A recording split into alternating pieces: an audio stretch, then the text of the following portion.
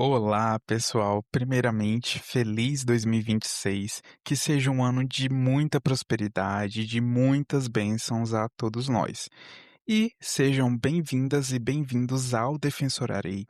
Eu sou José Ribeiro e hoje continuaremos a explorar os repetitivos julgados pelo STJ em 2025. E foram muitos. Não à toa, pessoal, na prova do MP da FT caiu muito julgado repetitivo recente.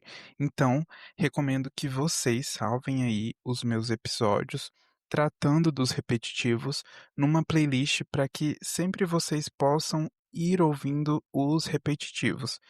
Dito isso, vamos então fechar os julgados repetitivos julgados em outubro, novembro e dezembro. Nessa primeira parte, a gente vai navegar por administrativo, civil, processo civil, infância e juventude, penal e execução penal. E tem muita coisa importante. Vamos lá, então? A gente vai começar com o direito administrativo.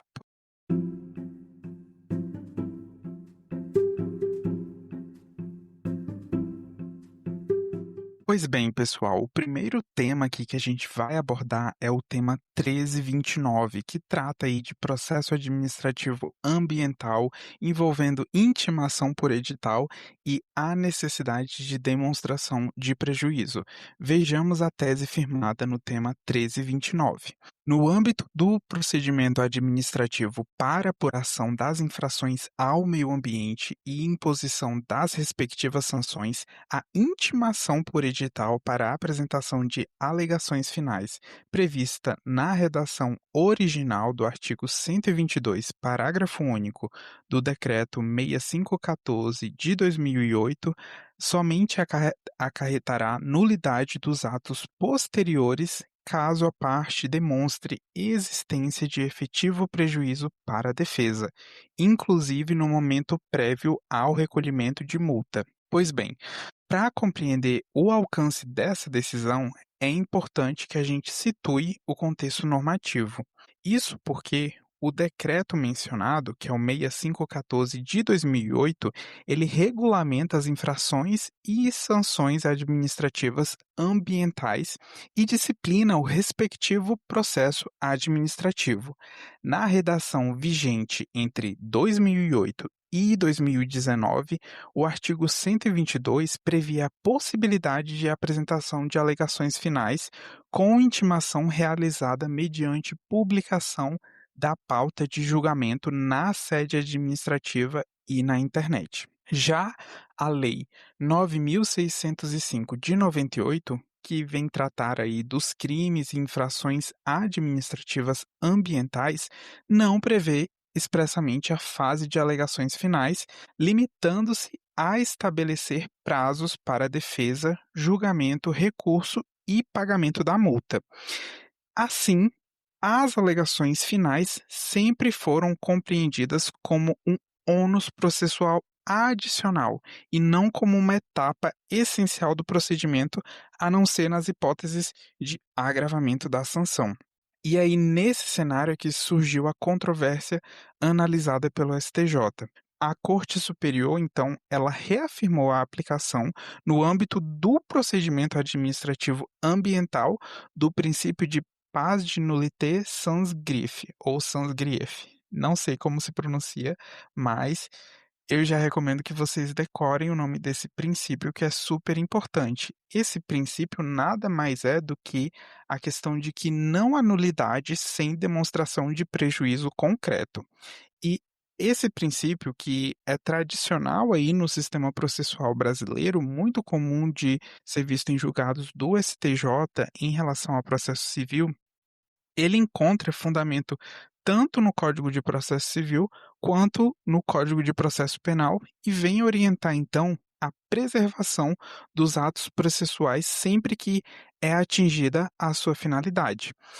Segundo o STJ, então, não se pode declarar a nulidade da intimação editalícia de forma automática ou presumida. Para tanto, é indispensável que se verifique aí, no caso concreto, se a forma de intimação que foi adotada efetivamente comprometeu o exercício do contraditório e da ampla defesa. No julgamento do STJ, foi destacado ainda que o regulamento do processo administrativo ambiental não vai poder ser considerado ilegal somente com base numa leitura abstrata aí dos princípios constitucionais, porque o que vai ser exigido é a comprovação de que a intimação por edital tenha causado prejuízo real ali, um prejuízo efetivo ao administrado, como, por exemplo, a impossibilidade de influenciar no resultado do julgamento ou de evitar o agravamento de uma penalidade. Então, o STJ concluiu que a nulidade processual ela não se presume, sendo insuficiente a mera alegação de irregularidade formal na intimação. A invalidação do procedimento somente vem a ser admissível, então, quando demonstrado que a intimação por edital, na forma como prevista aí no Decreto 6514 de 2008, impediu ou restringiu concretamente o exercício do direito de defesa. Então, aqui, arrematando, o STJ, no tema 1329, ele veio fixar o entendimento no sentido de que, nos processos administrativos ambientais, a intimação por edital para alegações finais é válida e eventual nulidade vai depender da comprovação de prejuízo efetivo, inclusive na fase anterior ao pagamento da multa. Prosseguindo ainda na seara administrativa, a gente vai para o tema 1251, que vem falar de um tema muito relevante, principalmente para quem estuda para a Defensoria Pública, Ministério Público, trata da perseguição política na ditadura militar e a indenização por danos morais. Qual seria aí o termo inicial dos juros de mora?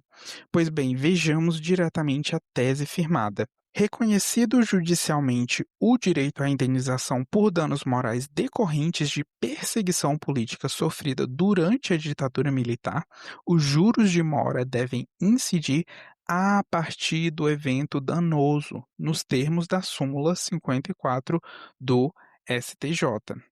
Pessoal, aqui a gente tem que ir para o ADCT, que é o Ato das Disposições Constitucionais Transitórias da nossa Constituição, porque no artigo 8º do ADCT foi concedida a anistia política às pessoas atingidas entre 1946 e a promulgação da Constituição de 88 por atos de exceção aí motivados exclusivamente por razões políticas.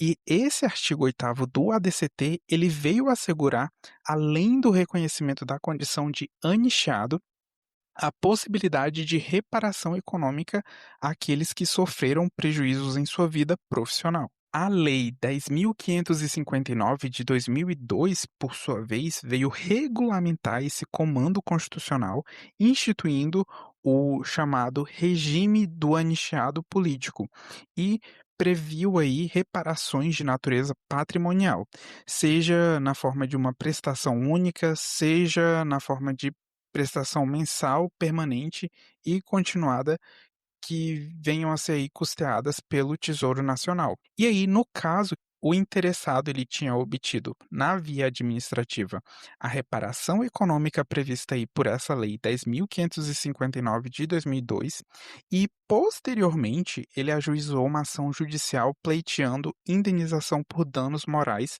decorrentes da mesma perseguição política sofrida durante o regime militar. E a primeira questão em relação à prescrição. O STJ ele reafirmou o entendimento consolidado na súmula 647, segundo a qual são imprescritíveis as ações indenizatórias por danos morais e materiais decorrentes de atos de perseguição política com violação de direitos fundamentais ocorridos durante o regime militar. Muito importante essa súmula. Também foi confirmada a possibilidade de cumulação da reparação econômica administrativa, que é da lei que a gente mencionou, 10.559 de 2002, com a indenização judicial por danos morais.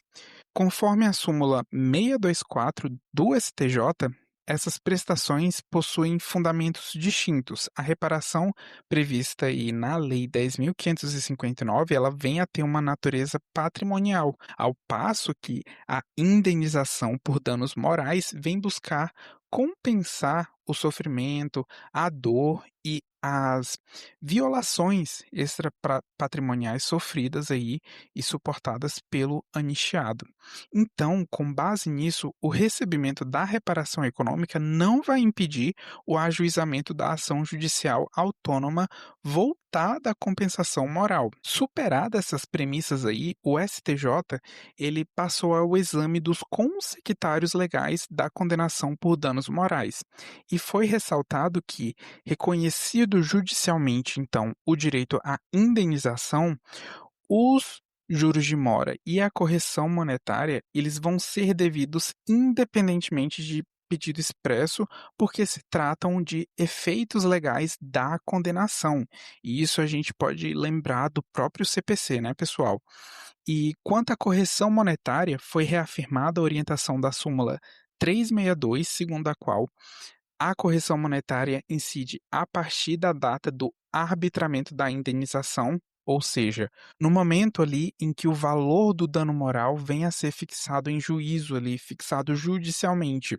A controvérsia central aqui desse tema, porém, como vocês puderam depreender aí da leitura da tese firmada, dizia respeito ao termo inicial dos juros de mora. Nesse ponto, a primeira seção ela foi clara ao afirmar que a responsabilidade da União, nesses casos, é extracontratual, porque vem decorrer justamente de atos ilícitos que foram praticados pelo Estado durante a ditadura militar.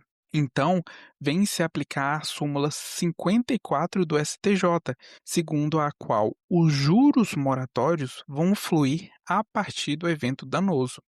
Então, embora a indenização por danos morais somente adquira essa expressão econômica com o arbitramento judicial, a mora que justifica a incidência dos juros vai existir desde a data da prática do ato ilícito.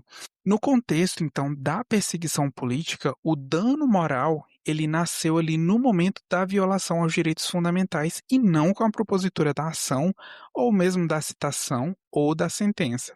Então, o STJ afastou expressamente a possibilidade de fixar o termo inicial dos juros como sendo a data da Constituição de 88 ou mesmo da edição da Lei 10.559 de 2002 ou ainda do arbitramento da indenização. Então, arrematando, o STJ consolidou o entendimento de que, nas ações de indenização por danos morais decorrentes de perseguição política durante o regime militar, os juros de mora incidem desde o evento danoso, reafirmando então a aplicação da súmula 54 do STJ e lembrem-se aqui da natureza extracontratual da responsabilidade do Estado nesses casos. Lembrando que a gente tem um episódio aqui também da responsabilidade civil do Estado, então vão lá dar uma olhada. E aqui eu vou me valer de uma tabela elaborada pelo Márcio do Dizer Direito, comparando a reparação econômica da Lei 10.559 de 2002 com a indenização por danos morais, tudo aí no contexto de reparações devidas ao anicheado político. Então, aqui no que interessa ao que foi julgado nesse repetitivo, vamos só fixar. Em relação à indenização por danos morais, a correção monetária vai incidir a partir da data do arbitramento, conforme a súmula 362 do STJ, ao passo que os juros de mora fluem desde o evento danoso, conforme súmula 54 do STJ. Agora, a reparação econômica da Lei 10.559 de 2002, que vem a ser uma reparação administrativa paga pelo Estado ao reconhecer alguém como anicheado político, a correção monetária e os juros de mora vão ser devidos a partir do 61º dia, ou seja, aqui o número 61, tá, gente? Contados da publicação da portaria anicheadora, conforme os artigos da própria lei. Prosseguindo, agora a gente vai para o tema 1294, envolvendo aí o processo administrativo sancionador, multa e a prescrição intercorrente e o famoso decreto de 1932. Pois bem, vejam só a tese firmada. O decreto 20.910 de 1932 não dispõe sobre a prescrição intercorrente, não podendo ser utilizado como referência normativa para o seu reconhecimento em processos administrativos estaduais e municipais, ainda que por analogia. Então aqui, pessoal, a prescrição, ela é um instituto, como vocês sabem, que é destinado para assegurar segurança jurídica e a previsibilidade. Dentro do contexto do direito administrativo sancionador, ela vem servir para evitar que o poder sancionador do Estado seja exercido de forma indefinida. Na modalidade que é conhecida como prescrição intercorrente, que é aquela que vem ocorrer quando o processo já foi instaurado, mas ele permanece paralisado por um período muito prolongado, sem um impulso válido ali da autoridade competente. Também é um instituto aí que talvez vocês já devam ter visto no processo civil, e aqui vem seguir a mesma lógica. E a controvérsia que foi analisada pelo STJ surgiu justamente em torno dessa hipótese de prescrição, que é a prescrição intercorrente. O STJ afirmou que não existe base legal para ocorrer analogia, porque esse decreto ele não trata da prescrição intercorrente. O conteúdo dele vem se limitar a estabelecer um prazo quinquenal para o exercício de pretensões contra a fazenda pública, contado aí da data do ato ou fato que deu origem ao direito. Então, segundo o STJ aqui, mesmo que a jurisprudência ela vem reconhecer a aplicação simétrica desse decreto para as pretensões da administração contra os administrados, essa utilização ela não autoriza a criação por analogia de um instituto que o próprio diploma legal não contempla. Para o STJ, então, essa aplicação analógica ali que estava sendo pretendida do decreto 20.910 de 32 para reconhecer a prescrição intercorrente que valeria a criar um prazo prescricional sem previsão legal. Além disso, o tribunal destacou que não compete ao Poder Judiciário suprir lacunas legislativas dessa natureza, estabelecendo então prazos, causas interruptivas ou marcos temporais em processos administrativos estaduais ou municipais, porque essa atuação implicaria numa interferência indevida na esfera normativa dos entes federados, comprometendo então, segundo o STJ, a autonomia local e violando, por consequência, o princípio da separação de poderes. Então, na ausência de lei estadual ou municipal específica que preveja expressamente a prescrição intercorrente, não é possível reconhecer a prescrição intercorrente com base na Lei 9873 de 99 ou mesmo por analogia do Decreto 20.910 de 32. Arrematando aqui então, em síntese, o STJ ele fixou o entendimento segundo o qual a prescrição intercorrente em processos administrativos sancionatórios conduzidos por estados e municípios somente vai poder ser aplicada se houver previsão expressa em legislação local, não sendo lícito, portanto, recorrer ao decreto aí de 1932 como um fundamento supletivo ou mesmo analógico.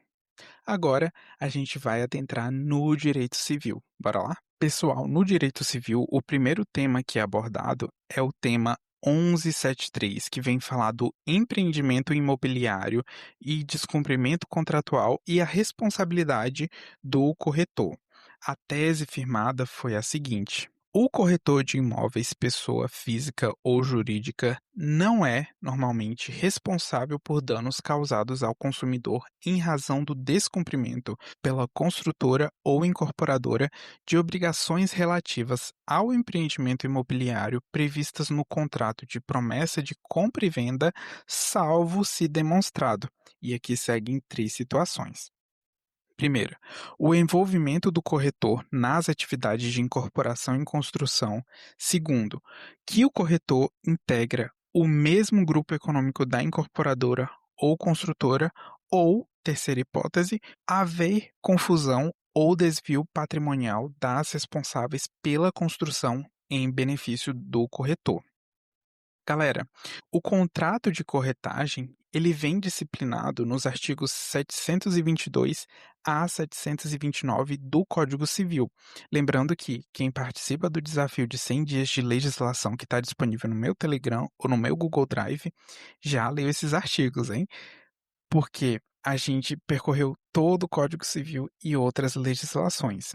Feito esse parênteses, por meio do contrato de corretagem, o corretor ele vai se obrigar a aproximar as partes e obter a conclusão do negócio conforme as instruções aí que venham a ser recebidas, sem que configure um vínculo de mandato, subordinação ou representação. A obrigação do corretor, então, em regra, ela é de resultado e vem se materializar aí na efetiva celebração do negócio jurídico.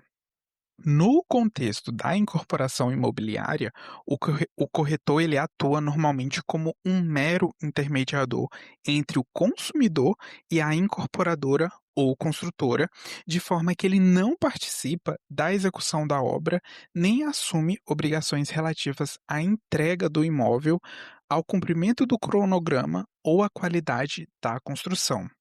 Então, para o STJ, embora seja incontroversa a aplicação do CDC, que é o Código de Defesa do Consumidor, aos contratos de promessa de compra e venda de imóveis, isso não vai significar que todos os agentes envolvidos na cadeia negocial respondam de forma automática por qualquer inadimplemento do empreendimento.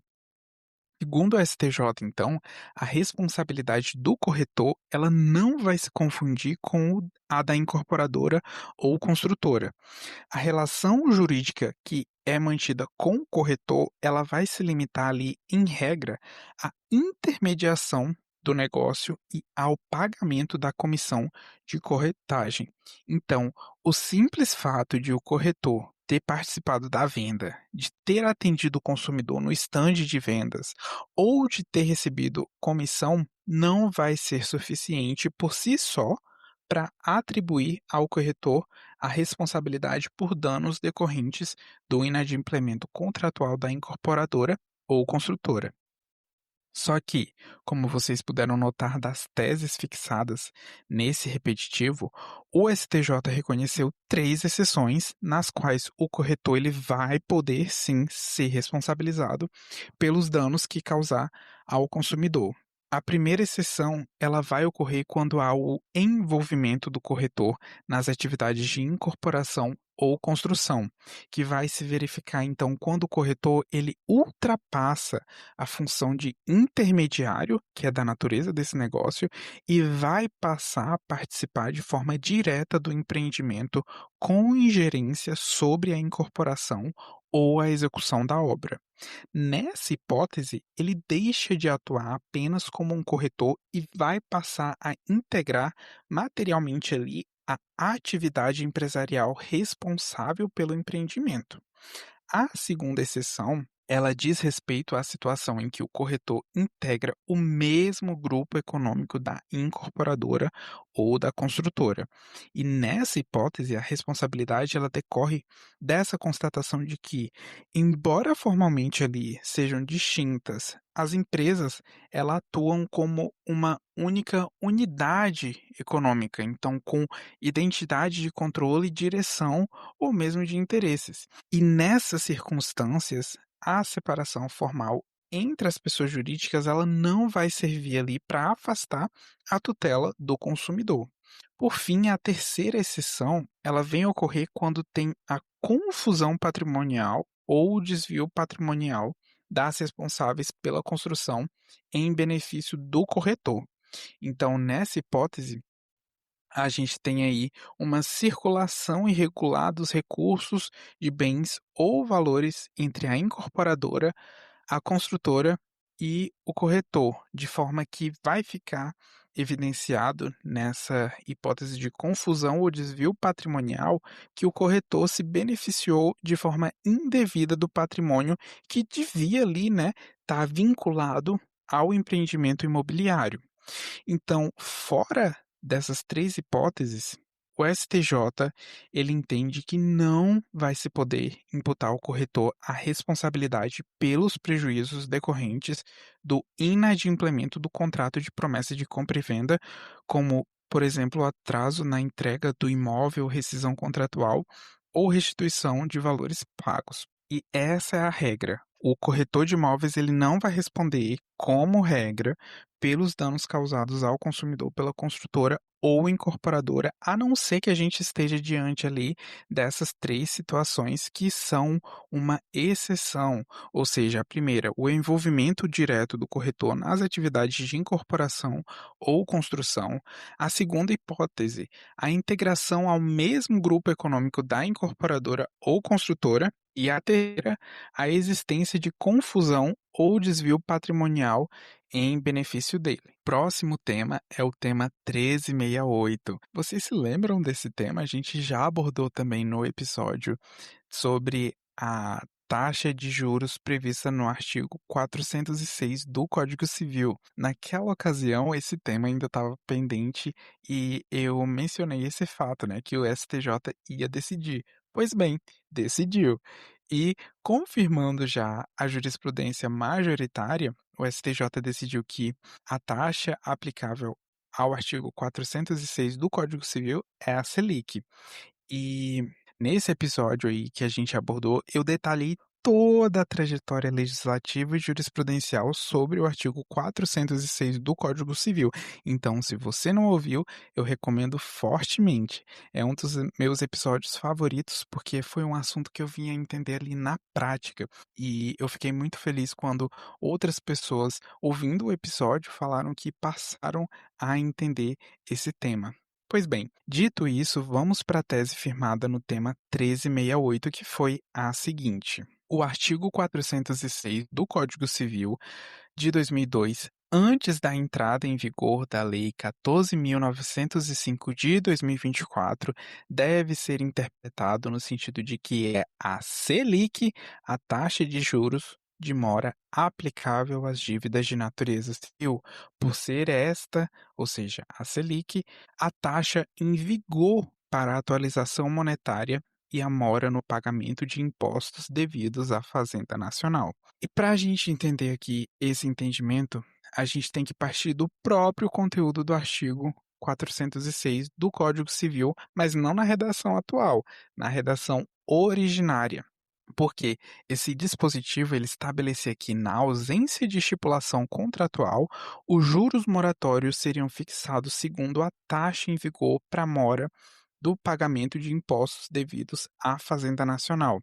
Então, a partir dessa redação, surgiram aí, no decorrer de longos anos, duas correntes interpretativas. Uma que defendia a taxa de 1% ao mês, com fundamento no CTN, e a outra sustentava que seria a Selic, por ser a taxa utilizada aí pela legislação tributária federal para atualização e mora de créditos fiscais.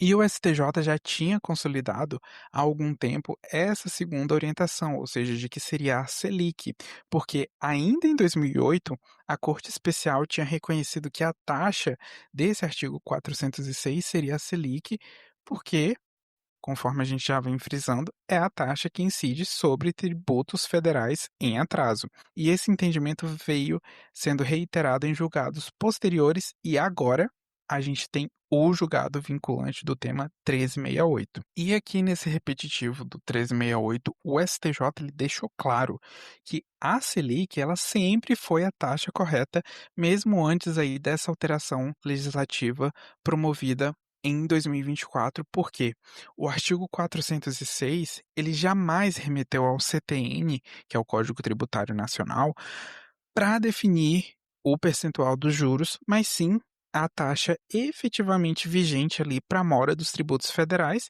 que há décadas é a Selic. Outro ponto central aqui do acórdão foi a natureza da própria taxa Selic, porque o STJ ele ressaltou que a Selic não é apenas juros moratórios, mas um índice que vem englobar juros e correção monetária em um único fator. Então, por esse motivo, não seria juridicamente possível para o STJ acumular a Selic com outro índice de correção monetária, sob pena aí de ter um bis in idem. E o STJ também afastou a tese de que os juros legais eles teriam uma função punitiva, porque os juros moratórios, na verdade, eles têm uma natureza compensatória, que vem ali indenizar, né, o credor pelo atraso no pagamento. Vem compensar esse atraso aí, por isso essa natureza compensatória. E a função punitiva, ela só vai existir quando expressamente prevista, que é o que ocorre, por exemplo, no caso de uma multa moratória contratual.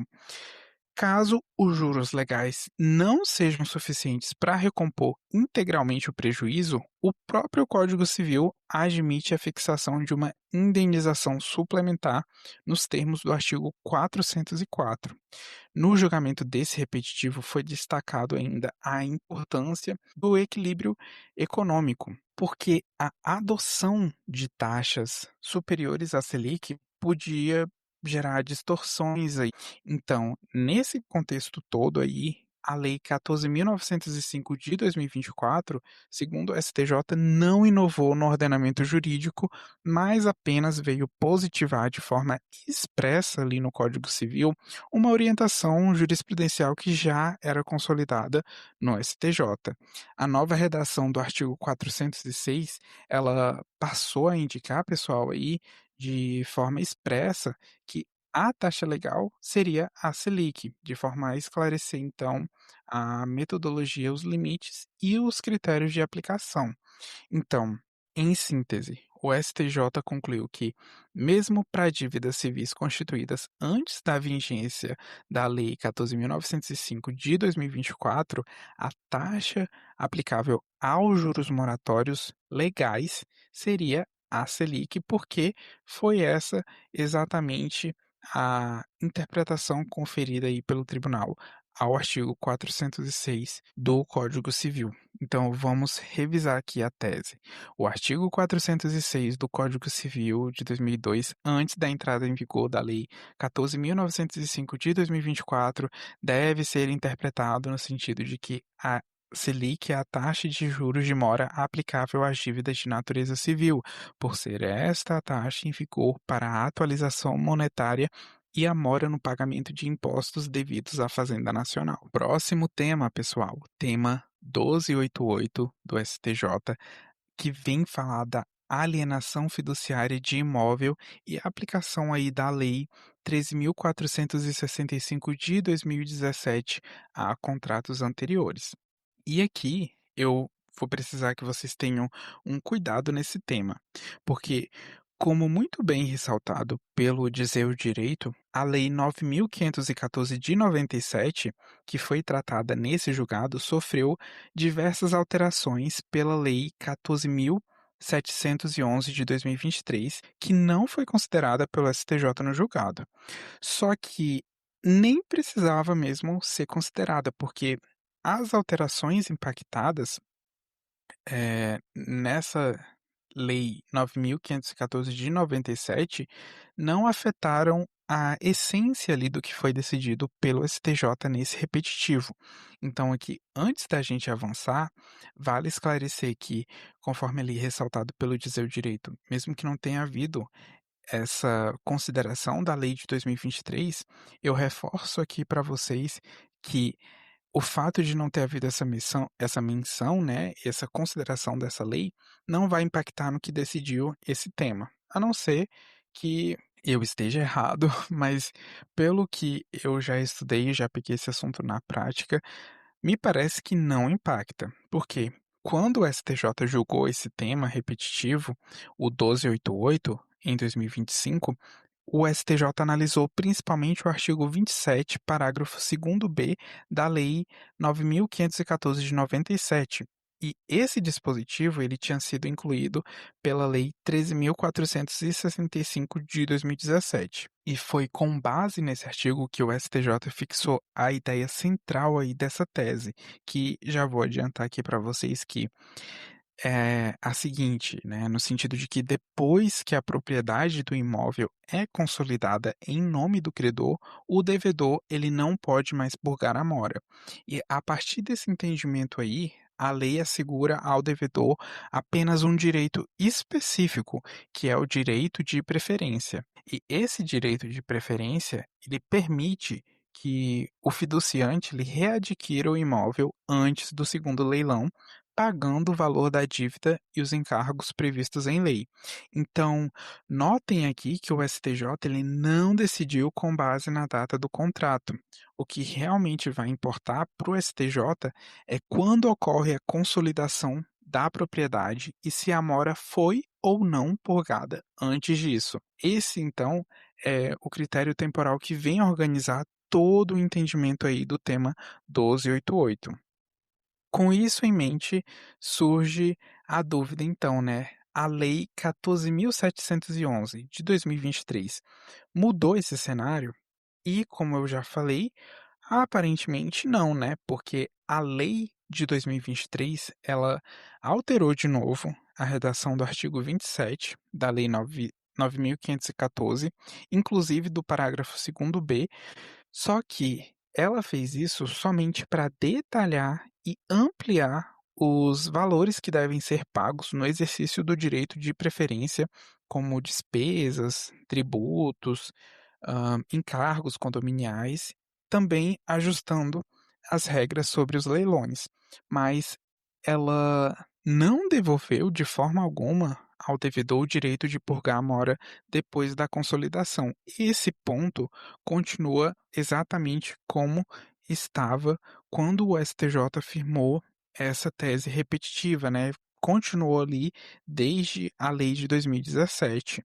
Então, a lógica é a seguinte: essa lei de 2023 não alterou o que o STJ decidiu no tema 1288, que é o que a gente vai explorar agora.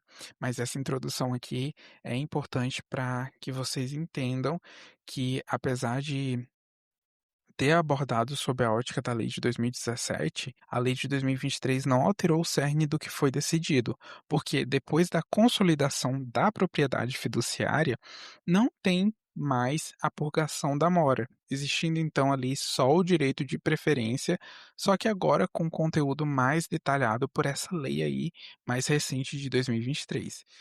Feito esse longo registro, vamos para as teses fixadas.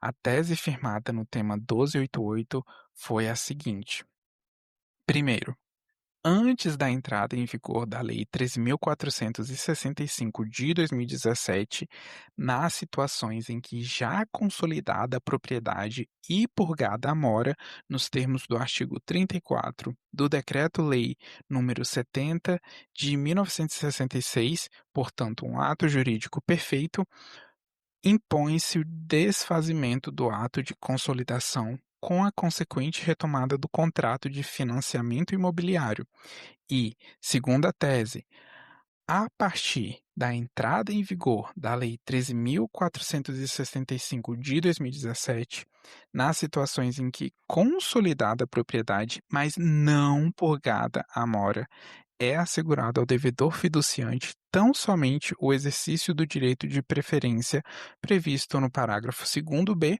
do artigo 27 da Lei 9.514 de 97. Então aqui, como vocês podem ter notado, a questão central aqui do tema 1288 era em relação aos contratos, aliás, de financiamento imobiliário com alienação fiduciária em garantia. O que o STJ queria saber era se era possível ao devedor fiduciante purgar a mora após a consolidação da propriedade em nome do credor fiduciário. E aqui, como vocês viram, a resposta do STJ dividiu dois marcos, estabelecendo então um regime jurídico aí bifásico, né, um duplo critério temporal que vai se condicionar à vigência da Lei 13.465 de 2017 e à ocorrência ou não da purgação da mora. E aqui, antes da gente detalhar mais essa tese que foi fixada,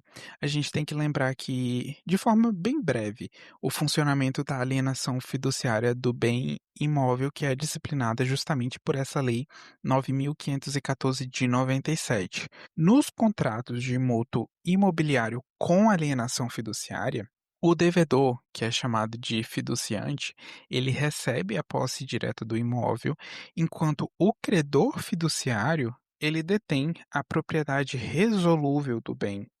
E aí, caso o devedor ele incorra em um inadimplemento, ou seja, devia, não nego, mas não paguei mesmo, e eu misturei tudo, né, gente, não era esse o ditado, mas enfim. Caso esteja aí diante de um inadimplemento, a lei ela vem prever um procedimento de execução extrajudicial que vai se iniciar ali com a intimação do devedor para purgar, aliás, a mora no prazo de 15 dias. E, se a mora for purgada nesse prazo de 15 dias, o contrato ele se convalesce, ele se recupera, né, digamos assim, e vai seguir o curso normalmente do contrato. Caso contrário, se não for purgada a mora nesse prazo, o oficial do registro de imóveis ele vai certificar que o devedor não pagou e vai promover a averbação da consolidação da propriedade em nome do credor fiduciário que vem passar a ser então o proprietário pleno do imóvel. A grande questão aqui estava em saber então se após essa consolidação, o devedor, ele ainda vai poder pagar o débito e retomar o contrato? E aqui, atenção então, antes da Lei 13.465 de 2017, a jurisprudência ela admitia essa possibilidade, com base aí no artigo 39, inciso 2 da Lei 9.514 de 97, que determinava a aplicação subsidiária do Decreto-Lei número 70 de 1966 aos procedimentos de execução de alienação fiduciária. E aí o que que acontece? O artigo 34 desse decreto-lei, ele autorizava o devedor a purgar a mora até a assinatura do auto de arrematação, mesmo depois da consolidação da propriedade. Nesse regime anterior, então, a consolidação, ela não era, digamos assim, essa espécie de ponto final, né. O devedor, ele ainda podia salvar o imóvel se ele pagasse integralmente a dívida antes do leilão. Só que esse cenário todo, ele mudou com a lei de 2017, que é a lei abordada no julgado, a lei 13.465 de 2017. Essa lei, ela promoveu 2 alterações centrais. Primeiro, ela modificou o artigo 39, inciso 2 da lei ali 9.514 de 97, afastando a aplicação do decreto-lei que a gente mencionou aos contratos garantidos por alienação fiduciária. A segunda modificação, ela inseriu o parágrafo 2º-B no artigo 27, criando um novo instituto, que é o direito de preferência do devedor fiduciante após a consolidação da propriedade. E aí houve então essa alteração na lógica do funcionamento. Após a consolidação da propriedade, o devedor ele não poderia mais purgar a mora para retomar o contrato. Essa lei nova, ela assegurou então somente o direito de preferência para adquirir novamente o imóvel, pelo valor ali da dívida acrescido dos encargos e tributos e despesas do procedimento.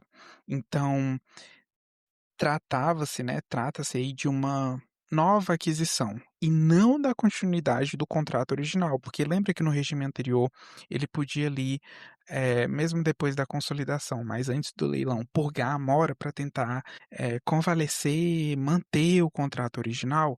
Pois bem, diante dessa nova sistemática, o devedor, depois da consolidação, ele não pode mais purgar a mora, mas ele pode ali entrar no leilão para adquirir o imóvel, só que isso aí vai assegurar somente o direito de preferência para adquirir o imóvel, né. Então tem ali uma nova aquisição do imóvel. E a controvérsia que chegou ao STJ dizia justamente, em relação aos contratos que foram celebrados antes dessa lei de 2017, mas cuja consolidação da propriedade ela ocorreu somente após a entrada em vigor da Lei 13.465 de 2017. E aí, o STJ ele rejeitou a tese de que a lei nova ela só se aplicaria aos contratos firmados após a sua vigência, porque para o STJ não existiria esse direito adquirido ao regime jurídico da purgação da mora. Para o tribunal, o que importa é que, para fins de direito intertemporal, não é a data da contratação, da data em que foi celebrado o contrato, mas sim da consolidação da propriedade e a circunstância de a mora ter sido ou não purgada. Então, o STJ ele fixou a seguinte tese. Primeiro, antes da entrada em vigor da Lei 13.465 de 2017, se a propriedade já tiver sido consolidada e o devedor tiver purgado a mora, nos termos do decreto que a gente mencionou, vai estar caracterizado o ato jurídico perfeito e aí vai se impor, então, o desfazimento da consolidação da propriedade do credor fiduciário e a retomada do contrato de financiamento imobiliário. A segunda tese, ela trata aí da entrada em vigor da lei de 2017. Se a partir dessa entrada a propriedade tiver sido consolidada e a mora não tiver sido purgada, o devedor fiduciante ele não vai ter mais o direito à purgação da mora. Nessa situação, ele só vai ter o direito de preferência que o parágrafo 2º-B do artigo 27 da Lei 9.514 de 97 veio assegurar. Então, em resumo, o STJ aqui nesse tema, ele definiu que a purgação da mora após a consolidação da propriedade só vai ser juridicamente possível no regime anterior a essa lei aí de 2017, quando efetivamente realizada, de forma que sob a vigência aí dessa lei de 2017, a consolidação ela encerra o contrato de forma definitiva, trazendo somente o direito de preferência ao devedor, né, não tendo mais essa possibilidade de purgação da mora. Julgado um pouco chatinho, né, pessoal? Mas pega aí o seu café, porque agora a gente vai para um tema legal e envolve direito processual civil.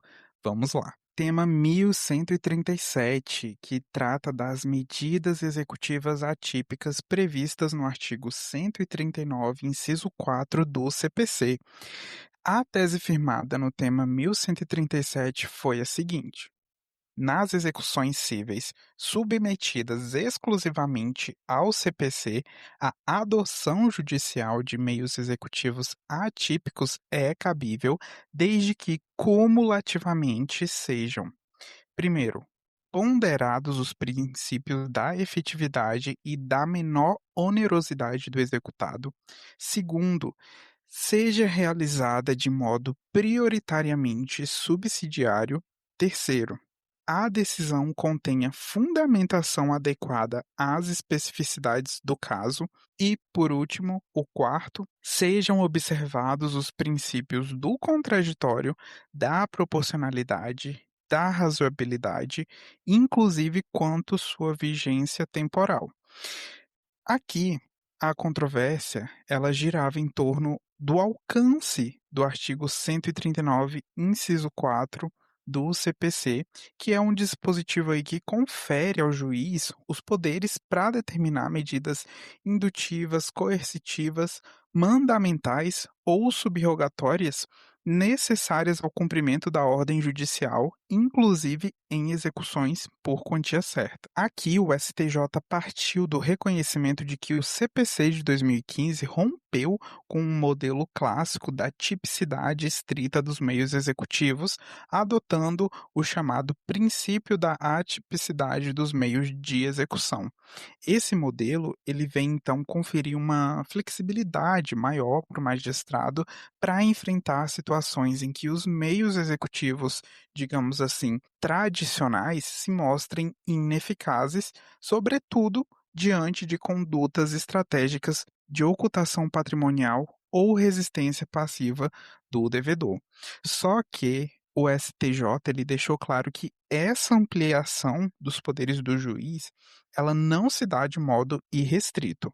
Como vocês puderam observar das teses fixadas, a adoção de medidas executivas atípicas não vai constituir um cheque em branco para o juiz, devendo então observar os limites fixados pelo STJ, que foram aí compatíveis com o devido processo legal e também com os direitos fundamentais do executado.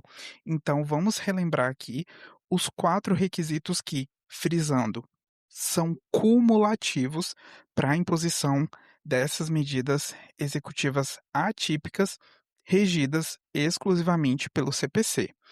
O primeiro é a ponderação entre os princípios da efetividade da execução e da menor onerosidade do executado, que são 2 princípios que estão previstos ali no CPC e, para tanto, o juiz ele deve equilibrar o direito do credor à satisfação do crédito com a necessidade de que se evitem gravames aí excessivos ou desproporcionais ao devedor. Então, a execução ela deve ser eficaz, mas ela não vai poder se transformar num instrumento aí de punição, de constrangimento ilegítimo e de violação aí aos direitos fundamentais do executado. O segundo requisito é a subsidiariedade, ou seja, as medidas executivas atípicas elas devem ser adotadas de modo prioritariamente subsidiário, ou seja, após a tentativa, ainda que não exaustiva dos meios ditos típicos ali, que estão previstos no CPC, como, por exemplo, a penhora de dinheiro, veículos, imóveis e outros bens. E aqui o STJ ressaltou que essa subsidiariedade ela não é absoluta, mas a utilização direta de medidas atípicas deve ser sempre uma exceção, sempre devidamente justificada. O terceiro requisito, ele consiste na fundamentação adequada e específica, ou seja, a decisão judicial ela não pode se limitar a uma invocação genérica ali desse artigo que autoriza a tipicidade dos meios executivos, que é o artigo 139, inciso 4 do CPC, sendo então indispensável que o magistrado ele demonstre de forma concreta por que a medida escolhida é necessária, adequada e proporcional às circunstâncias do caso, considerando o comportamento do executado e a ineficácia dos meios tradicionais. O quarto e último requisito envolve a observância dos princípios do contraditório, da proporcionalidade e da razoabilidade, inclusive no que se refere à vigência temporal da medida. Em regra, o executado ele deve ser previamente ouvido antes da imposição da restrição, a não ser em situações excepcionais devidamente justificadas. Além disso, a medida ela não pode ser indefinida no tempo, que é justamente a questão da vigência temporal da medida. Ela deve ter limites, então, temporais estabelecidos ou condições objetivas para que ela venha a cessar.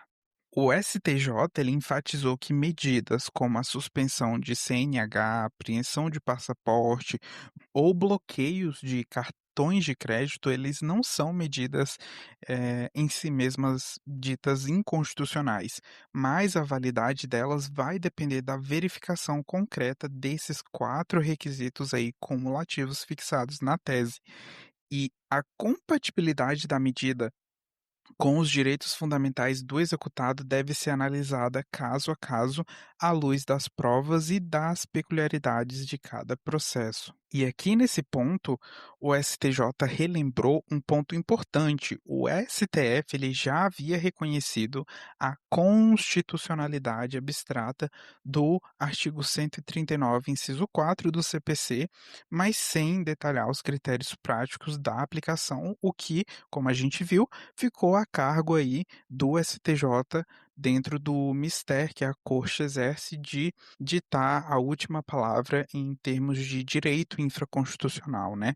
Então, em síntese, o STJ consolidou o entendimento aqui nesse repetitivo de que os meios executivos atípicos, eles são admissíveis nas execuções cíveis regidas exclusivamente pelo CPC, desde que de modo cumulativo haja ponderação entre efetividade e menor onerosidade, sejam utilizados de forma prioritariamente subsidiária, a decisão seja devidamente fundamentada conforme o caso concreto e, por último, sejam respeitados o contraditório, a proporcionalidade, razoabilidade e a delimitação temporal da medida. Próximo tema é o tema 1124.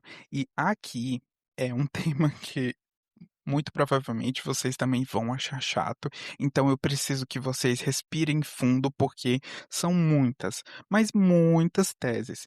Esse tema envolve processo civil e direito previdenciário.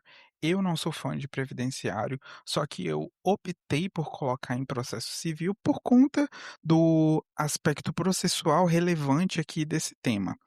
O ponto de partida do julgamento é um entendimento já consolidado pelo STF no tema 350, segundo o qual a concessão de benefício previdenciário depende, como regra, do prévio requerimento administrativo, não se exigindo, porém, que o exaurimento das instâncias administrativas se faça presente. E aí, o STJ, ele avançou nessa discussão e esclareceu que não basta a mera formalização de um requerimento administrativo.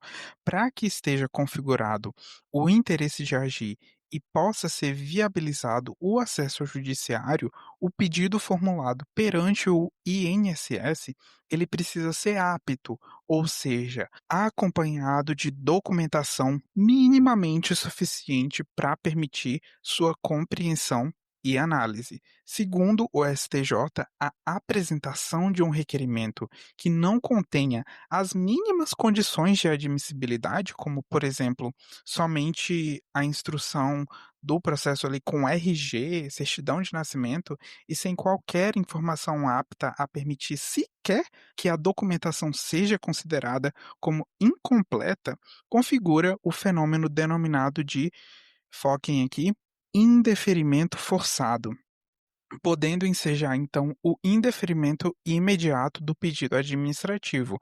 E aí, nessa hipótese, ou seja, do indeferimento forçado, não tem o interesse de agir porque o segurado ele não proporcionou à autarquia a oportunidade real de examinar o mérito do pedido. Igualmente, o STJ ressaltou que não se configura o interesse de agir quando o INSS intimar o segurado a complementar a documentação por carta de exigência ou outro meio idôneo, e o segurado ele se permanecer inerte. Nesses casos, ao reunir posteriormente a documentação necessária, o que o segurado ele deve fazer é formular um novo requerimento administrativo, sendo então inviável que haja um ajuizamento direto da ação judicial. Por outro lado, o STJ ele fez uma distinção relevante. Quando o requerimento administrativo é apto ao seu conhecimento, embora aí a gente possa ter uma insuficiência para a concessão do benefício, o INSS ele tem o dever legal de oportunizar ao segurado a complementação da documentação ou da prova. Se a autarquia ela deixa de fazer isso e indefere o pedido de plano, aí a gente vai ter o interesse de agir configurado para o segurado, autorizando que ele ingresse com uma demanda judicial. O STJ ele ressaltou que vai caber sempre ao magistrado de forma fundamentada analisar se houve uma desídia do segurado na apresentação de documentos ou, ao contrário, uma conduta não colaborativa do INSS, como nesse último caso que a gente falou, que deixou ali de oportunizar a complementação probatória quando o INSS tinha esse dever de fazer. Outro ponto central aqui dessa tese diz respeito à correspondência entre o processo administrativo e a ação judicial.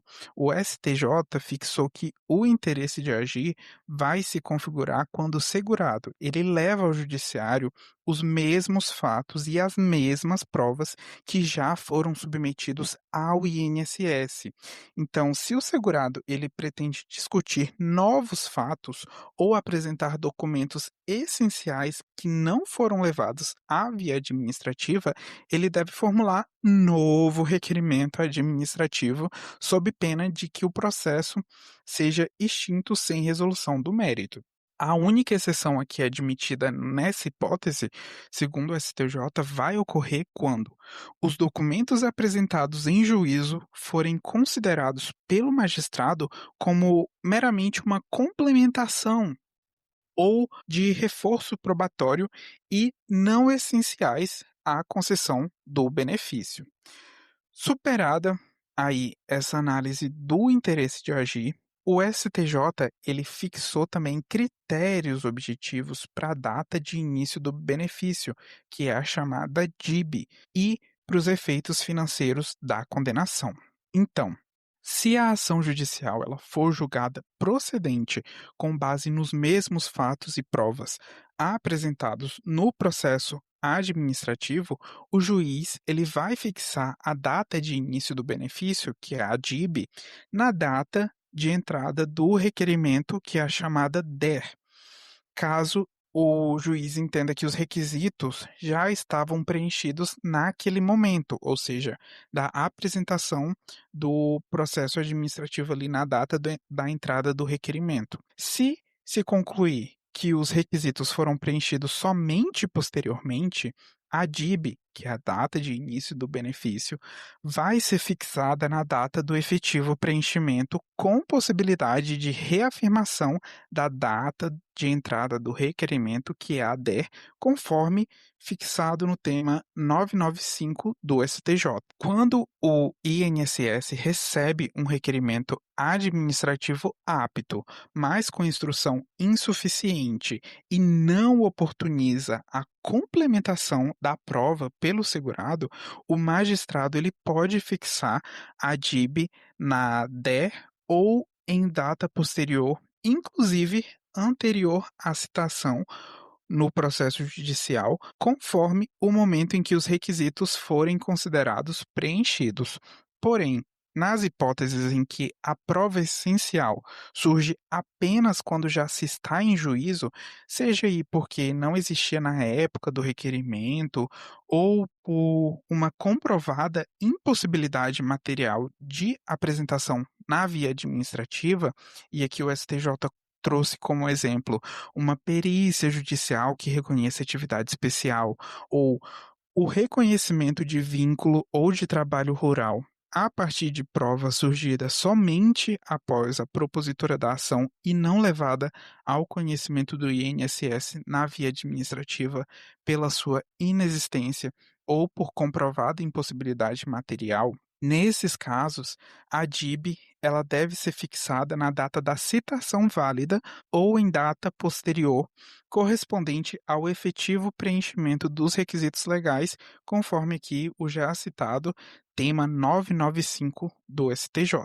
Em qualquer hipótese, o STJ ele fixou que deve ser observada a prescrição quinquenal, limitando-se o pagamento das parcelas aos 5 anos anteriores ao ajuizamento da ação. Então, em resumo, aqui o STJ firmou o entendimento no sentido de que o prévio requerimento administrativo deve ser apto e minimamente instruído, sob pena de ausência de interesse de agir e, conforme vocês viram, houve o estabelecimento aí de critérios bem sistematizados para a definição da DIB e dos efeitos financeiros nas ações previdenciárias.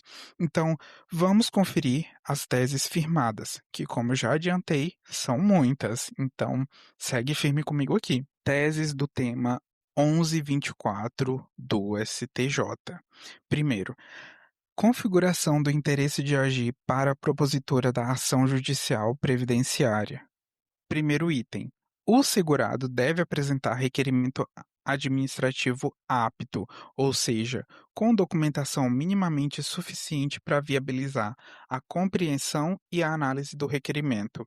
Segundo item do item 1. A apresentação de requerimento sem as mínimas condições de admissão, ou seja, o indeferimento forçado, pode levar ao indeferimento imediato por parte do INSS. Terceiro item do primeiro tópico. O indeferimento do requerimento administrativo por falta de documentação mínima, configurando indeferimento forçado, ou a omissão do segurado na complementação da documentação após ser intimado, impede o reconhecimento do interesse de agir do segurado. Ao reunir a documentação necessária, o segurado deve apresentar novo requerimento administrativo. Quarto item desse primeiro tópico. Quando o requerimento administrativo for acompanhado de documentação apta ao seu conhecimento, porém insuficiente à concessão do benefício, o INSS tem o dever legal de intimar o segurado a complementar a documentação ou a prova por carta de exigência ou outro meio idôneo. Caso o INSS não o faça, o interesse de agir estará configurado. Quinto item desse primeiro tópico, que aqui está tudo relacionado ao interesse de agir, como a gente viu, gente. Então, quinto item desse primeiro tópico. Sempre caberá análise fundamentada pelo juiz sobre a ocorrência ou não de desídia do segurado na apresentação de documentos ou de provas de seu alegado direito ou, por outro lado, se ocorreu uma ação não colaborativa do INSS ao deixar de oportunizar ao segurado a complementação da documentação ou a produção de prova. Sexto item desse primeiro tópico. O interesse de agir do segurado se configura quando este levar a juízo os mesmos fatos e as mesmas provas que levou ao processo administrativo. Se desejar apresentar novos documentos ou arguir novos fatos para pleitear o benefício, deve apresentar novo requerimento administrativo. É o tema 350 do STF. A ação judicial proposta nessas condições deve ser extinta sem julgamento do mérito por falta do interesse de agir.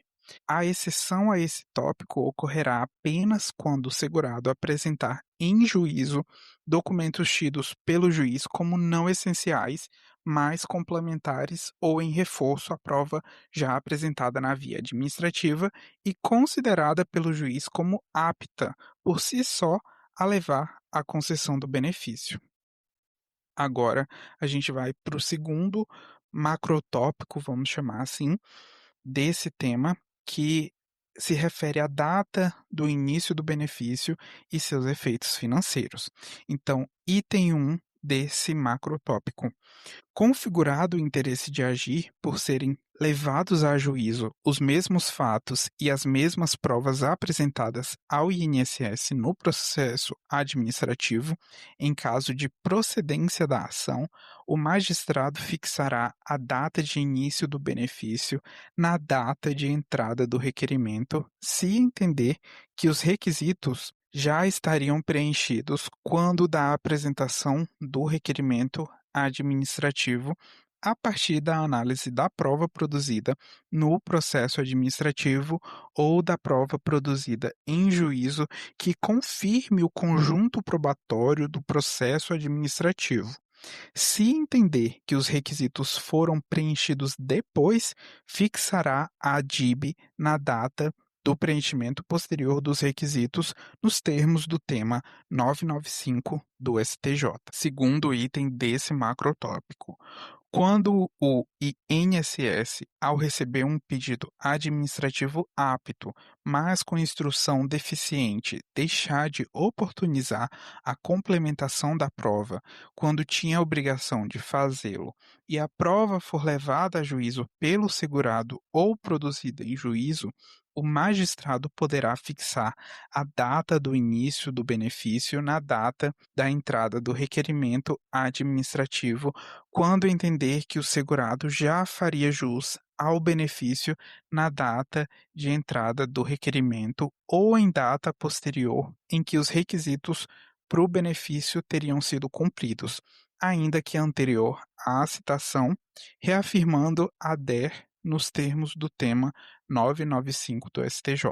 Terceiro item desse macrotópico. Quando presente o interesse de agir e for apresentada a prova somente em juízo, não levada ao conhecimento do INSS na via administrativa, porque surgida após a propositura da ação ou por comprovada impossibilidade material, como, por exemplo, uma perícia judicial que reconheça atividade especial, um PPP ou LTCAT, o reconhecimento de vínculo ou de trabalho rural a partir de prova surgida após a propositura da ação, o juiz fixará a DIB na citação válida ou na data posterior em que preenchidos os requisitos nos termos do tema 995 do STJ. Quarto e último item desse macrotópico. Em qualquer caso, deve ser respeitada a prescrição das parcelas anteriores aos 5 últimos anos contados da propositura da ação. Ufa!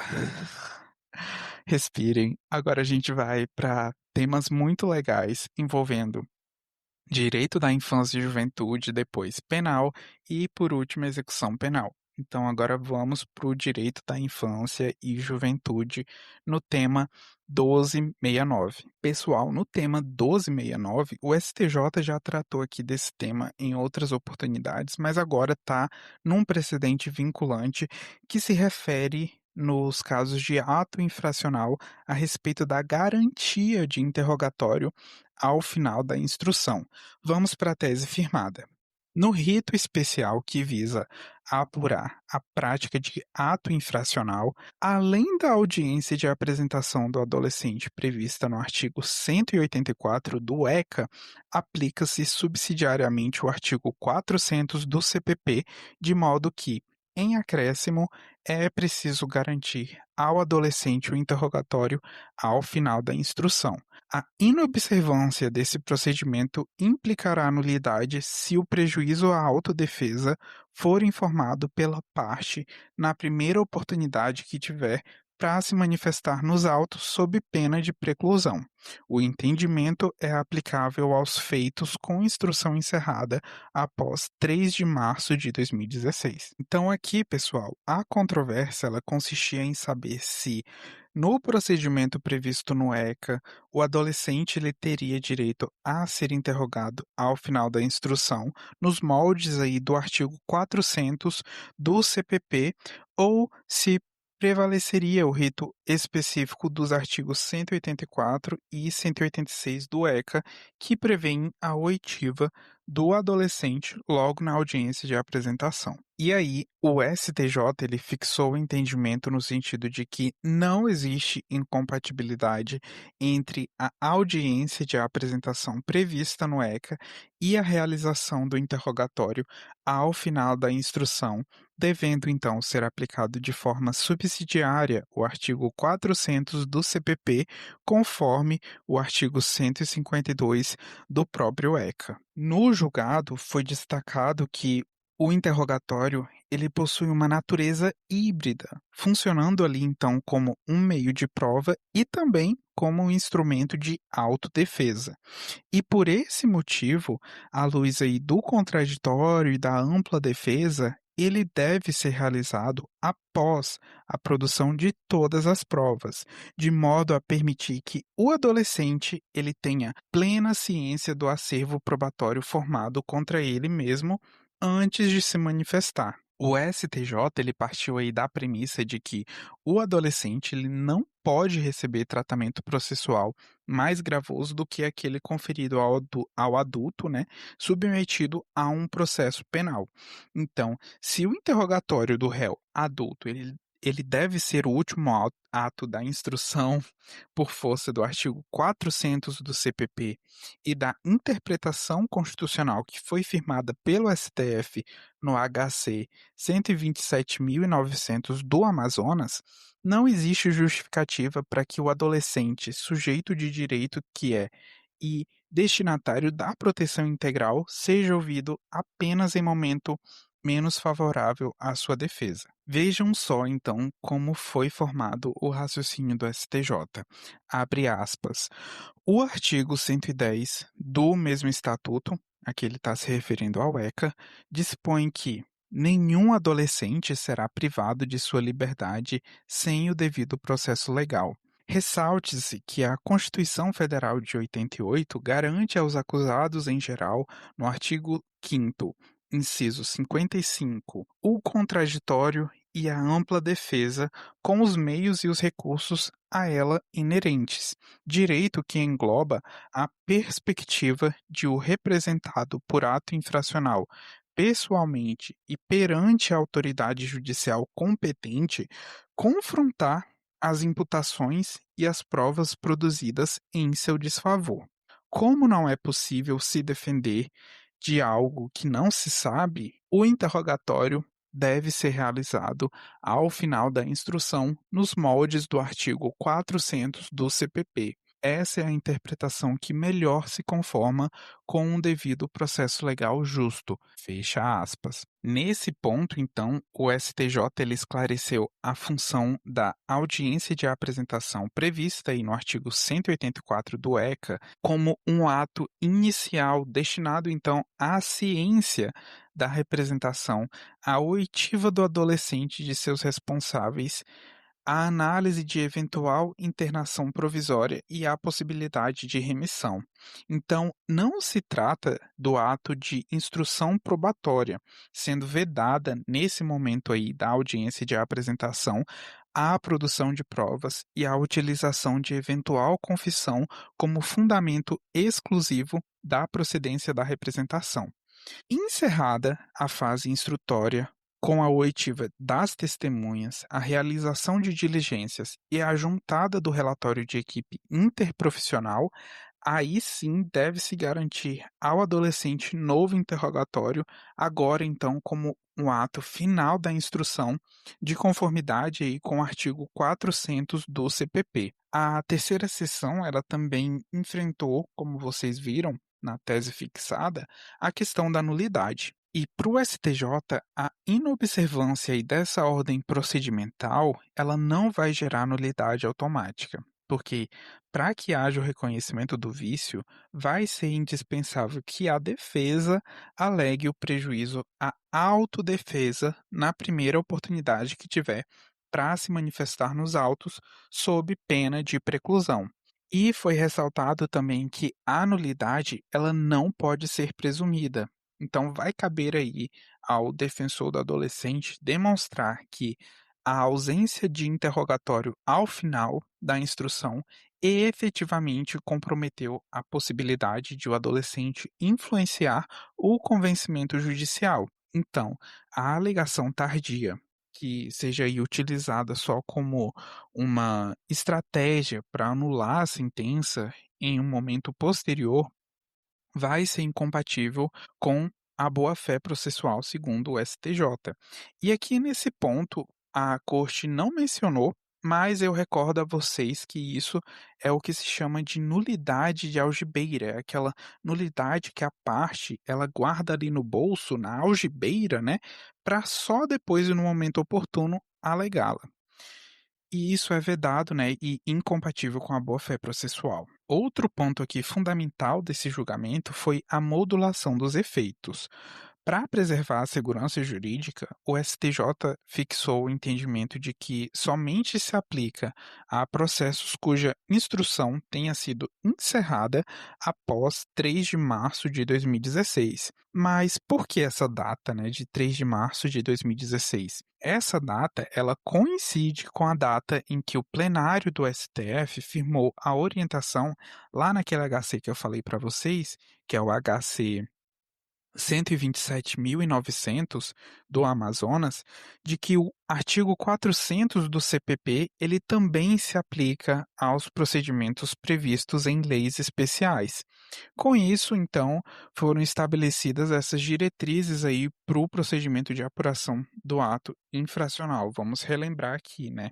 Primeiro, após o oferecimento da representação, deve ser realizada a audiência de apresentação, que vai ser restrita ali às finalidades previstas no artigo 184 do ECA, sem o viés ali de atividade probatória. Segundo, a instrução, ela deve ocorrer normalmente com a produção de provas, e aí, encerrada a instrução, então aqui no terceiro ponto, deve ser garantido ao adolescente o interrogatório final como um meio de autodefesa qualificada. E o quarto ponto aqui é que eventual nulidade vai depender da alegação tempestiva de prejuízo. Avançando, agora a gente vai entrar no direito penal e a gente vai falar aqui do crime ambiental de poluição sonora.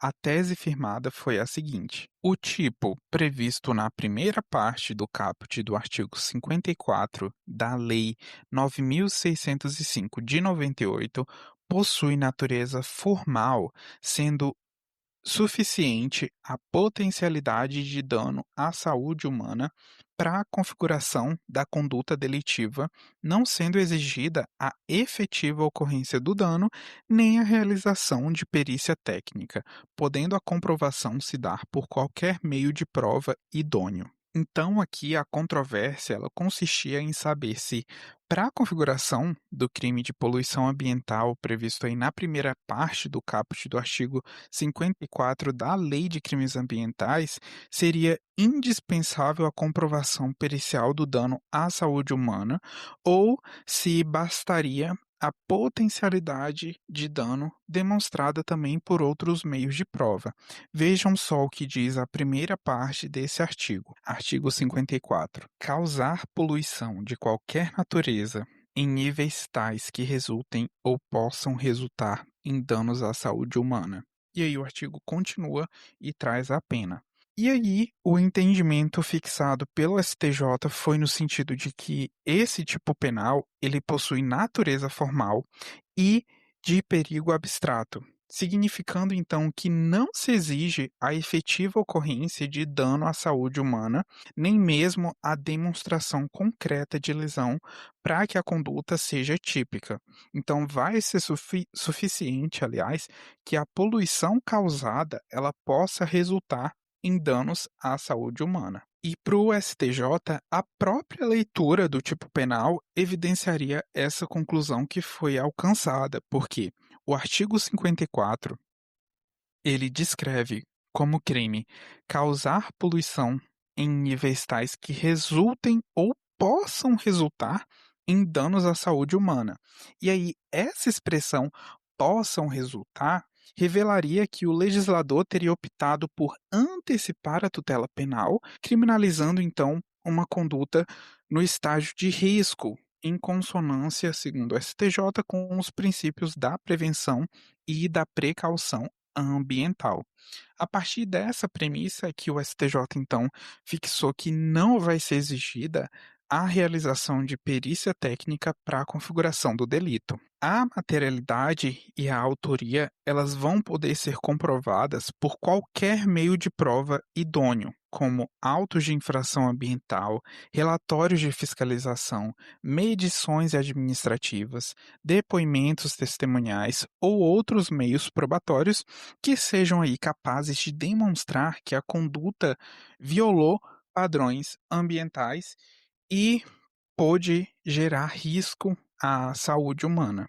E aqui o STJ destacou que a exigência de perícia, como uma condição indispensável para que seja caracterizada a tipicidade, iria esvaziar a proteção penal ambiental, porque, segundo o STJ, muitas formas de poluição, como a exemplo aí da sonora, elas são constatadas de forma rotineira pelos órgãos administrativos e policiais, com base aí em normas técnicas e limites legais previamente definidos, sem a necessidade de laudos complexos para evidenciar a potencial nocividade. E aí, no caso específico da poluição sonora, por exemplo, a emissão de ruídos que estejam em desacordo com os limites legais vai configurar a degradação da qualidade ambiental, sendo suficiente aí para os fins penais, segundo o STJ,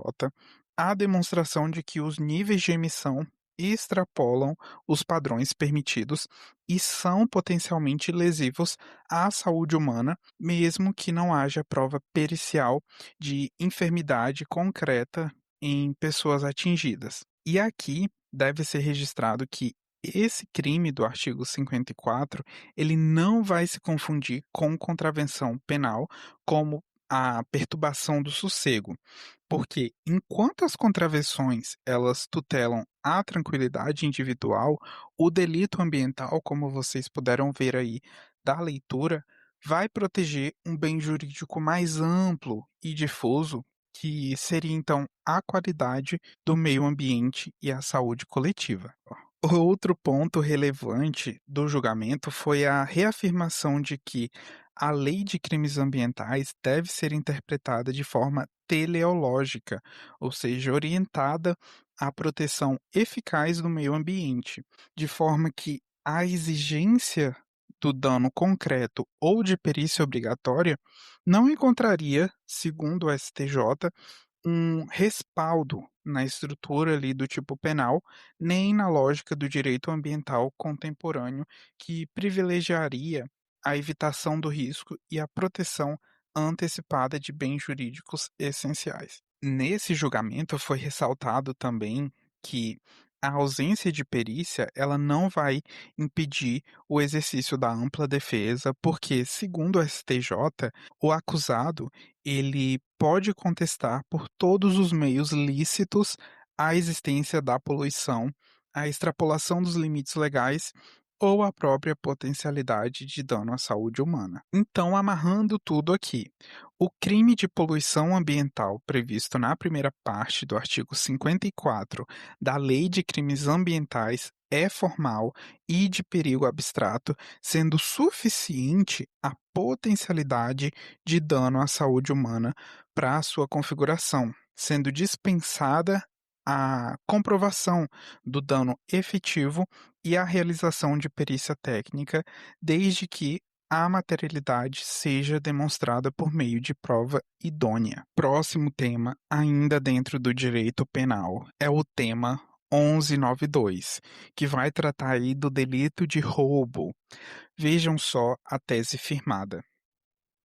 O cometimento de crimes de roubo, mediante uma única conduta e sem desígnios autônomos contra o patrimônio de diferentes vítimas, ainda que da mesma família, configura concurso formal de crimes que está previsto no artigo 70 do Código Penal.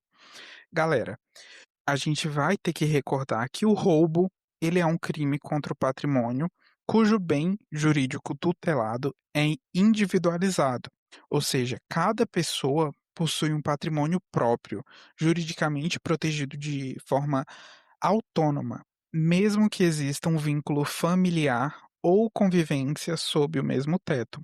Então, quando o agente ele vai praticar ali mediante uma única conduta a subtração de bens que pertencem a pessoas diferentes, ocorre a violação de múltiplos patrimônios, o que vai afastar a possibilidade de reconhecimento de um crime único, desde que seja possível verificar se a vontade do agente foi dirigida contra o patrimônio de mais de uma vítima, ainda que esse direcionamento tenha se dado na forma de risco plausível de o patrimônio pertencer a diferentes pessoas, ou seja, uma hipótese de dolo eventual. E aí, nesse ponto, o STJ, inclusive, ele deu uma aulinha sobre a teoria do dolo. Vejam só. E aqui eu vou ler diretamente do informativo do STJ. Abre aspas. O direito penal brasileiro adotou como regra a teoria da vontade para a caracterização do dolo, definido como a vontade livre e consciente de alcançar determinado desfecho, contida na expressão quando o agente quis o resultado, que está disposta no artigo 18, inciso 1 do Código Penal. Já para o dolo eventual, a legislação pátria filiou-se à teoria do assentimento ou do consentimento, configurando-se essa modalidade de dolo quando o agente, ainda que não pretendesse diretamente certo resultado, com ele consente nos termos da expressão a assumir o risco de produzi-lo, ou seja, de produzir o resultado existente na parte final do mesmo inciso 1 do artigo 18 do Código Penal. E aí o STJ prossegue. Nesse contexto, tratando-se o roubo de crime contra o patrimônio e cometida a sua realização mediante uma única conduta, deverá o intérprete verificar se a vontade do agente se dirigiu contra o patrimônio de mais de uma vítima, ainda que tal direcionamento tenha se dado na forma de risco plausível de o patrimônio pertencer a diferentes pessoas, que seria o dolo eventual.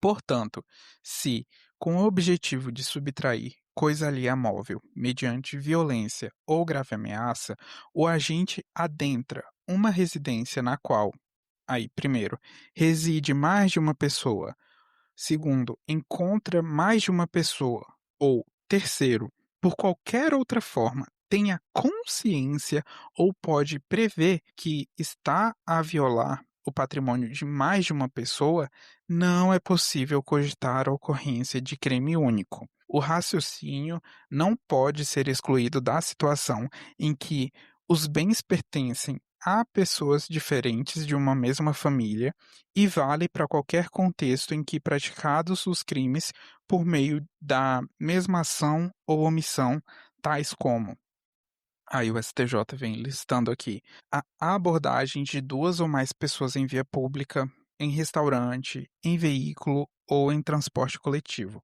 Fecha aspas. Eu quis fazer aqui a leitura desse trecho porque eu achei muito elucidativo, conforme eu falei. O STJ ele deu aí uma aulinha, né? E aí, voltando aqui, outro ponto central desse julgado foi a afirmação de que não é necessária a individualização específicas, ou melhor, específica dos bens subtraídos para o reconhecimento do concurso formal. Então, vai bastar que fique demonstrado no contexto fático que os bens pertenciam a vítimas distintas. Então, ainda que a denúncia ela descreva de forma genérica a subtração de bens da residência, sem discriminar qual objeto pertencia a cada vítima, o concurso formal ele vai estar caracterizado se houver pluralidade de titulares patrimoniais que foram lesados. E o STJ ele também afastou o argumento de que nessas hipóteses haveria um crime único em razão da existência de um único contexto fático ou de ter havido só uma única invasão domiciliar. A unidade do contexto ou de ação não vai eliminar para o STJ a pluralidade de crimes quando existe a pluralidade de bens jurídicos violados. Então, do ponto de vista dogmático, o STJ ressaltou que se trata de um concurso formal próprio, porque os agentes, embora tenham produzido múltiplos resultados típicos, ou seja, vários roubos, não atuaram com desígnios autônomos. E aí o objetivo era único, né, então, desses agentes, subtrair bens mediante grave ameaça. E a pluralidade de crimes, ela vai decorrer do fato de que essa única intenção atingiu patrimônios distintos. E nessa hipótese vai ser aplicável, então, a regra do artigo 70 caput do Código Penal, de forma que vai ser aplicada a pena de um só dos crimes, aumentada de um sexto até a metade. E o STJ enfatizou, inclusive, que o concurso formal ele vai representar uma solução favorável ao réu quando comparado com o concurso material, porque as penas elas não vão ser somadas. Outro aspecto relevante aí desse julgado foi a advertência, né, de que reconhecer o crime único só porque as vítimas pertencem à mesma família iria implicar, na visão do STJ, um tratamento penal mais brando, sem que houvesse qualquer respaldo legal, além de violar o princípio da proteção insuficiente dos bens jurídicos individuais. Então, em síntese, sempre que houver pluralidade de patrimônios lesados, ainda que mediante uma única conduta e ainda que as vítimas sejam da mesma família, vai estar configurado o concurso formal de crimes de roubo, sendo irrelevante a ausência de individualização minuciosa dos bens subtraídos. Para a defensoria, eu recomendaria aqui que vocês se atentassem à ressalva do STJ, no sentido de que o julgador ele deve verificar se a vontade do agente se dirigiu aí contra o patrimônio de mais de uma vítima, mesmo que tal direcionamento tenha se dado na forma de risco plausível de o patrimônio pertencer a pessoas diferentes, que seria o dolo eventual. Fechando aqui direito penal, agora a gente vai para a última matéria desse episódio, que está recheado de julgados importantes, e agora a gente vai adentrar na execução penal. Pessoal, preciso que vocês aguentem firme, porque esses dois temas aqui são temas relativamente simples e tudo que envolve execução penal, para mim, é super importante. Então vamos para o primeiro tema, é o tema 1236, que vai tratar aí da remissão da pena por estudo à distância, EAD. A tese firmada foi a seguinte: a remissão da pena em razão do estudo à distância demanda a prévia integração do curso ao projeto político pedagógico, que é o PPP, da unidade ou do sistema prisional, não bastando o necessário credenciamento da instituição junto ao MEC, observando-se a comprovação de frequência e realização das atividades determinadas. Pessoal, a remissão da pena pelo estudo, ela encontra previsão no artigo 126 da LEP, que aí vem admitir, então, atividades educacionais presenciais ou à distância, desde que elas sejam certificadas e comprovadas. Só que aí o STJ ele deixou claro que a remissão ela não vai se resumir à apresentação de um certificado. Ela vai pressupor que o estudo seja real, acompanhado, fiscalizado e inserido em uma política educacional estruturada, que é o PPP que a gente viu, compatível com os objetivos da execução penal, especialmente a ressocialização, no caso. E aí, o STJ relembrou, inclusive, a Resolução 391 de 2021 do CNJ. Essa resolução, ela veio regulamentar a remissão por atividades educacionais, e ela exige que, no caso de práticas educativas não escolares, que vai incluir, então, dentro dessa categoria, os cursos profissionalizantes na modalidade EAD, a integração ao PPP, que é o Projeto Político Pedagógico da unidade prisional ou do sistema prisional, vai ser exigida.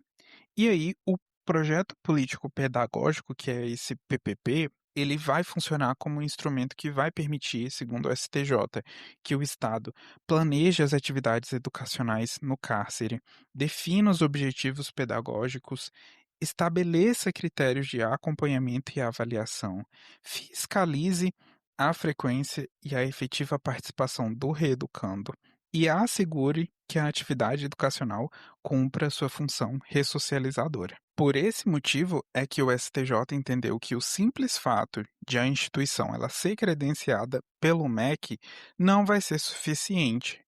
O credenciamento ele vai atestar a regularidade da instituição no sistema educacional, mas não vai garantir que o curso ele tenha sido efetivamente acompanhado, fiscalizado ou realizado dentro da lógica que a execução penal venha a requerer.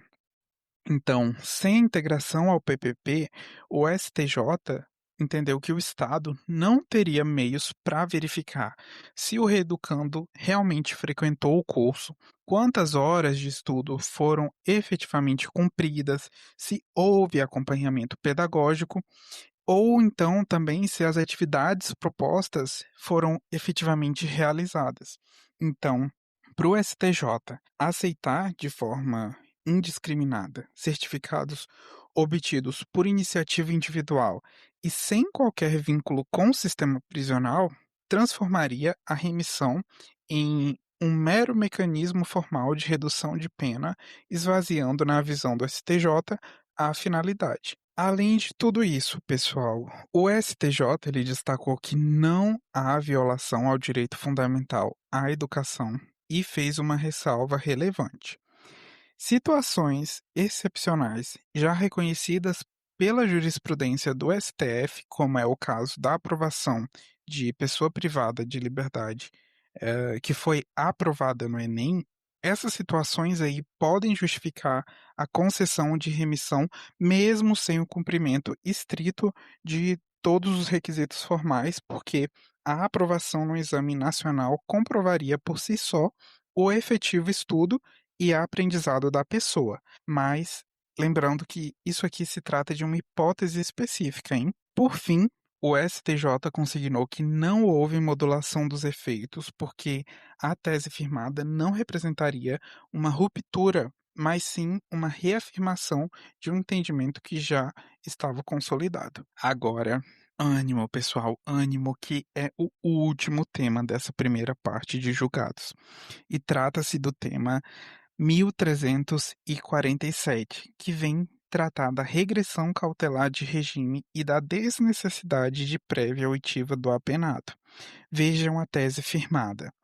A regressão cautelar de regime prisional é medida de caráter provisório e está autorizada pelo Poder Geral de Cautela do Juízo da Execução, podendo ser aplicada, mediante fundamentação idônea, até a apuração definitiva da falta. Nesse tema, a gente tem que distinguir, então, a regressão definitiva da regressão cautelar.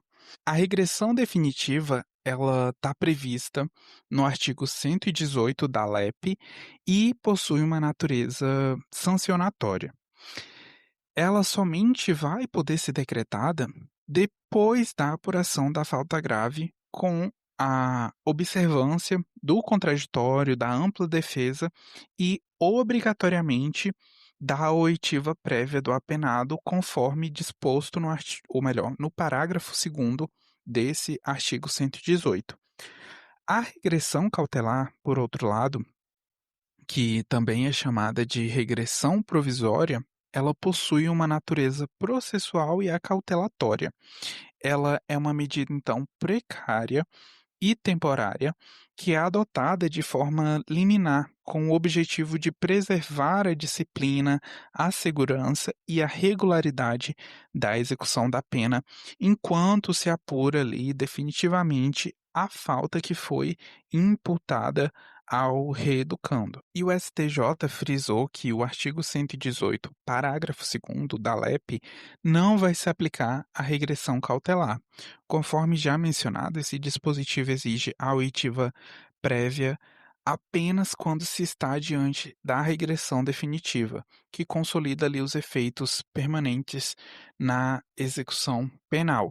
Então, a regressão cautelar, por outro lado, conforme fixado ali na tese, ela vai ter o fundamento no poder geral de cautela do magistrado, que seria inerente à função jurisdicional na execução penal, de forma que a exigência da oitiva prévia do apenado nesse momento inicial poderia esvaziar de forma completa aí a utilidade dessa medida, porque ela se tornaria inócua, sem efeito algum, em situações que demandariam uma resposta imediata, como a fuga, o não retorno ao trabalho externo, o rompimento de monitoramento eletrônico ou mesmo a prática de novo crime. O STJ ele ressaltou também que a regressão cautelar ela não antecipa a punição, mas somente vem aí restabelecer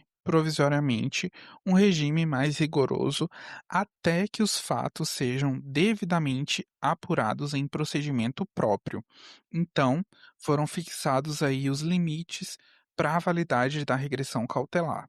Primeiro, a decisão, ela deve ser devidamente fundamentada, não sendo admissível regressão automática ou genérica. O magistrado, então, ele vai ter que demonstrar, com base no caso concreto, a necessidade dessa medida.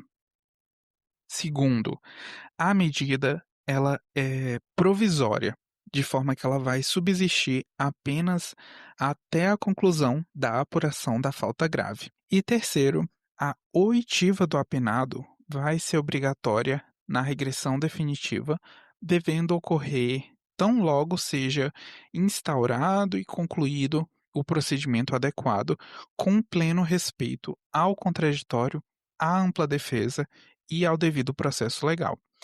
O STJ ele destacou ainda que a regressão cautelar não viola os princípios da legalidade, da individualização da pena ou do devido processo legal, justamente porque se trata de uma providência temporária sujeita ao controle judicial posterior e à confirmação ou não após a regular apuração. Então, resumindo tudo, é lícita a regressão cautelar de regime ou melhor, prisional. Gente, é o tempo, já foi muito tempo aqui, né? Voltando, então, é lícita a regressão cautelar de regime prisional sem prévia oitiva do apenado. A medida, ela deve ser fundamentada e provisória.